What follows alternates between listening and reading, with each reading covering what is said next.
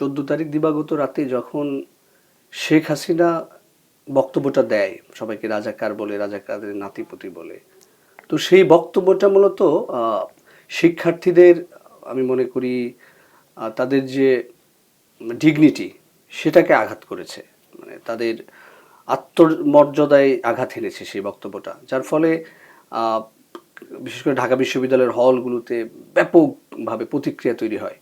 তো সেই রাতের ঘটনা, আমরা কিন্তু সেই রাতে মোটামুটি সারাদিনের কর্মসূচি শেষ করে সবাই সেই স্বপ্ন বিল্ডিংয়ে চলে গিয়েছে, পরের দিনের কর্মসূচি কী হবে সেটা নিয়ে প্ল্যান করছিল। এর মধ্যেই এই বক্তব্যটা তো সন্ধ্যার দিকে হয়। তো সন্ধ্যার দিকে এই বক্তব্যটা দেওয়ার পরে তখন প্রতিক্রিয়া শুরু হচ্ছিল। তো আমরা বাসায় পরের দিনের কর্মসূচি নিয়ে সবাই কথা বলছিল। তো সে সময় এই হলগুলোতে স্বতঃস্ফূর্ত কিছু স্লোগান ওঠে, তুমি কে আমি কে, রাজাকার রাজাকার, এই ধরনের স্লোগান উঠতে থাকে। চেয়েছিলাম অধিকার, হয়ে গেলাম রাজাকার, এই ধরনের স্লোগান তখন উঠতে থাকে। তো এরপরে বাসায় আমরা আলোচনা করতে থাকি যে এখন আসলে কি করতে হবে, মানে এখন আসলে কি করব। তো সে সময় আমাদের এই বৈষম্য ছাত্র আন্দোলনের একজন অন্যতম সমন্বয়ক আবু বাকের মজুমদার, সে কিছুটা মানে উচ্ছ্বাসের সাথে বলা যায় এবং কিছুটা দৃঢ় গলায় বলে যে ভাই আজকে তো হাসিনারে ফালাই দিব, এই কথাটা সে বলে। বলার পরে সে আমার কাছে এসে 500 টাকা চায় যে ভাই ব্যানার পোস্টার বানানোর তো টাকা নাই, আমার 500 টাকা দেন। তো আমিও বলি যে যদি তুই হাসিনারে ফালাইতে পারোস তাইলে তোর আমি টাকা দিব। তখন ও বলে ঠিক আছে ভাই হাসিনারে ফালাই দিব। তো বাসায় তখন সবাই কথা বলতেছিল, রিফাত ছিল, হাসিব ছিল, সবাই বলতেছিল। তো আমি তখন 500 টাকা বের করে দিই। এরপরে নাহিদ আবার এসে বলে যে আমার 500 টাকা দাও, এবং নাহিদ বলে ওটার আবার কারণ আছে। নাহিদ মূলত আমাকে হুমকি দেয়, হুমকিটা এইভাবে দেয় যে ততদিন আমাদের ছাত্র শক্তির প্রায় 1 বছর হয়ে গেছে। তো নাহিদ বলে যে তুমি তো চাঁদা দাও না, মানে ছাত্র শক্তিতে আমাদের কিন্তু চাঁদা দিতে হতো মাসিক। তো আমি আসলে চাকরি বাকরিতে নানা কাজে ব্যস্ত হয়ে পড়ি, যদিও ছাত্রশক্তি গঠনের পরে অনেকগুলো প্রোগ্রামের সাথে আমি ছিলাম, বাট ব্যস্ততা থাকে।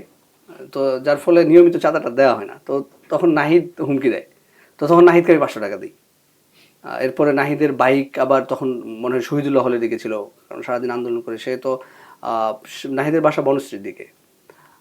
তো নাহিদ মূলত আন্দোলনের কারণে আমাদের ওই স্বপ্ন বিল্ডিংয়ে থাকতো।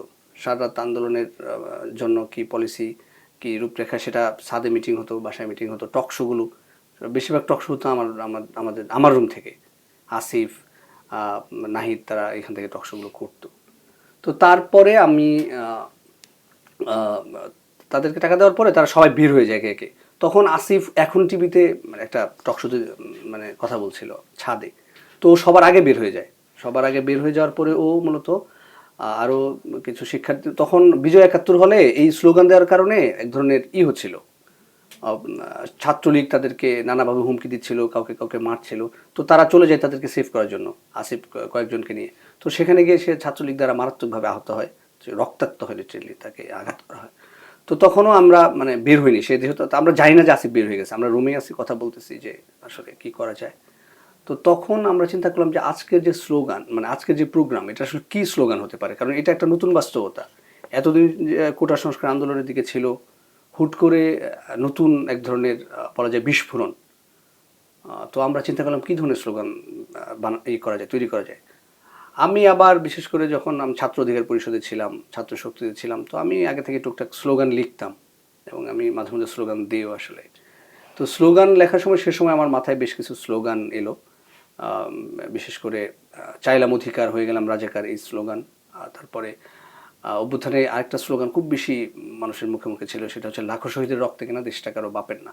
এরকম 7-8টা স্লোগান লিখি, লেখার পরে নাহিদকে দেখাই যে ঠিক আছে কিনা। নাহিদ 2-একটা শব্দ কারেকশন করে দেয়। দেন হচ্ছে ওই স্লোগানগুলো নিয়ে আমি ক্যাম্পাসের দিকে দৌড় দিই, মানে লিটারেলি দৌড়ে আমরা ক্যাম্পাসে যাই, আমি আর আমার জুনিয়র আহনাফ, ও কেন্দ্রীয় সমন্বয়ক। তো আমরা ক্যাম্পাসে আসার পরে আমি সে রিক্সা নিয়ে যখন থামি, তখন হচ্ছে এটা শামসুন্নাহার হলের সামনে। আমরা গিয়ে দেখি যে শামসুন্নাহার হলের সামনে শিক্ষার্থীরা হচ্ছে যার যা কিছু ছিল, থালা বাটি হাতে, যে মোটামুটি যে পোশাকে ছিল সেভাবেই থালা বাটি হাতে তারা বেরোয় আসছে এবং হলে তারা স্লোগান দিচ্ছিল।